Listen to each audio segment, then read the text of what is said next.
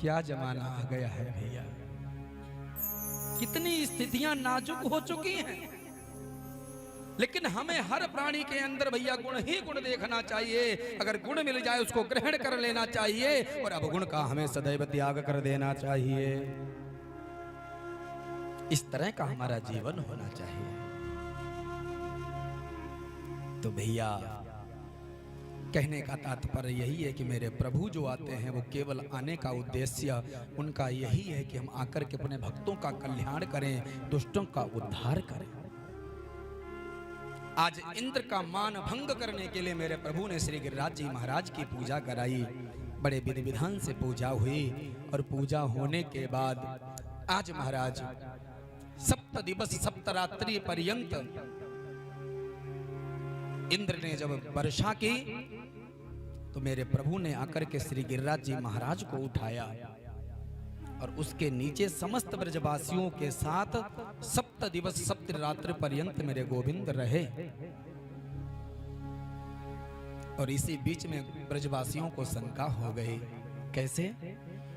3-4 दिन जब बीते तो ब्रजवासी तो कोई लाठी लगाया था, कोई डंडा लगाया था, कोई कंधा लगाया था।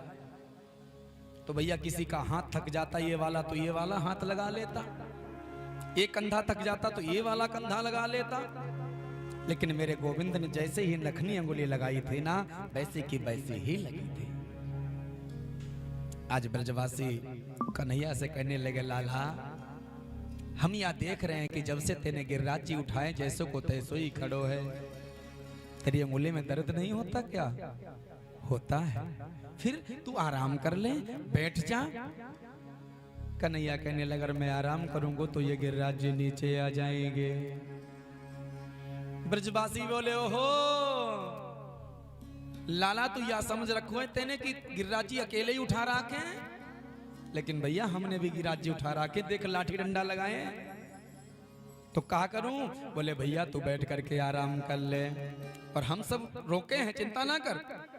कन्हैया ने कहा अच्छा ठीक है तो संभालो। हाँ हाँ लाला तू तो आराम कर ले।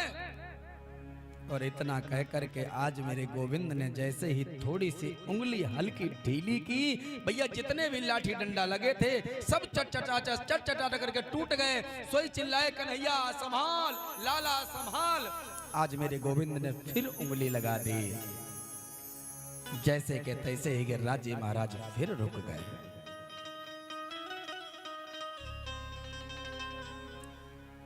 आज जब 7 दिवस के बाद जब बारिश बंद हो गई, बाहर निकल करके जब आए तो भैया सब इधर उधर भाग रहे थे। कोई मेरे गोविंद के पास आ नहीं रहा था। गोविंद समझ गए, हमारी बात को समझ लिए हैं, कोई बात नहीं। और यहाँ पर हुआ क्या, श्री दामा ने तो जाकर के नंद बाबा से पूछ ही लिया, बाबा हमें ये बताओ कि तुम ये लाला लाए कहां से हो? क्यों?